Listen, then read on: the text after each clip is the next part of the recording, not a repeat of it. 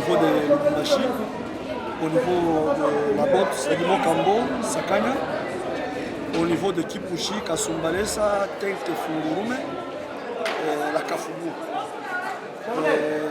Par rapport au grand message cette année, notre thème, normalement nous avons la catéchèse. Le thème général, c'est deux thèmes que nous avons essayé de mettre ensemble en un thème général. D'abord, c'est l'idée de notre recteur majeur, le père Angel Fernandez Artimé, qui nous parle d'être le levain dans nos familles, dans nos relations. Et le deuxième thème, c'est par rapport au vivre ensemble de son Excellence, Monseigneur l'archevêque métropolitain de Lubumbashi, Monseigneur Fulgence Muteba Mugalu. Alors nous avons formulé le thème en disant « Jeunes comme le levain dans la famille humaine, consolidons nos liens de fraternité, nos liens de famille. Nous sommes une famille par notre baptême. » Et ça, c'est le thème général, subdivisé aussi par des sous-thèmes pendant 5 semaines. Nous sommes déjà à la 3e semaine.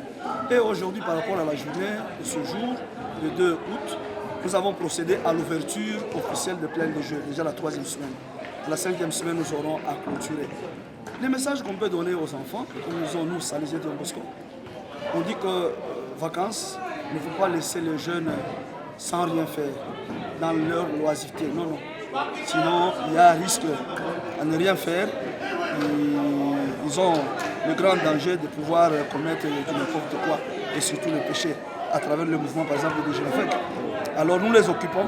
Donc, vacances, congés, c'est changement d'activité, comme nous le disons. Et une autre école pendant les vacances, et souvent cette catéchèse qui nous conduit avec ce thème que je venais de donner. Message fort aux enfants, je l'ai dit dans la messe, avec l'évangile de ce jour, la liturgie de ce jour, de Saint Matthieu, dans la suite de ce qu'on a entendu dimanche, où Jésus nous a parlé à travers la bouche de Saint Matthieu en parabole. Il a donné les 3 paraboles.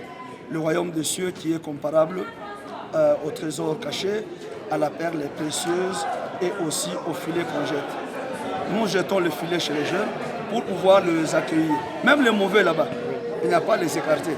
Notre mission, comme des bons bergers, c'est pouvoir les conduire selon la volonté de Dieu pour qu'ils deviennent des bons chrétiens et d'honnêtes citoyens.